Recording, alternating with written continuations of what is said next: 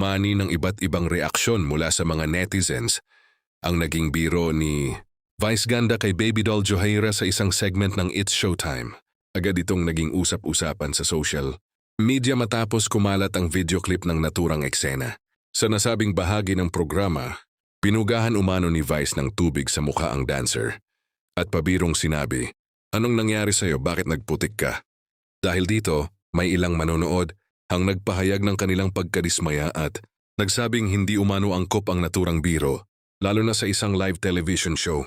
May ilan ding netizens na nagsabing maaari umanong ma-misinterpret ang naturang pahayag at makasakit ng damdamin ng ibang tao. Ayon sa kanila, mahalagang maging maingat ang mga personalidad sa telebisyon sa kanilang mga biro dahil malawak ang naaabot ng kanilang programa.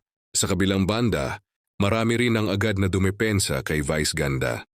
Ayon sa kanyang mga tagahanga, bahagi lamang ito ng biruan sa pagitan ng mga host at performers ng It's Showtime at wala umanong masamang intensyon ng komedyante.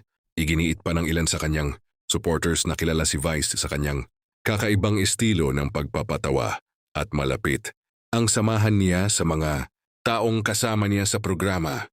It was a joke and Vice didn't mean it. Ayon sa ilan sa kanyang mga taga-suporta, sa kasalukuyan, patuloy na pinag-uusapan ng publiko ang insidente sa iba't ibang social media platforms. Hati ang opinyon ng mga netizens, may mga naniniwalang dapat maging mas maingat sa mga biro sa telebisyon, habang ang iba naman ay nananatiling naniniwala na isa lamang itong biro at hindi dapat bigyan ng ibang kahulugan.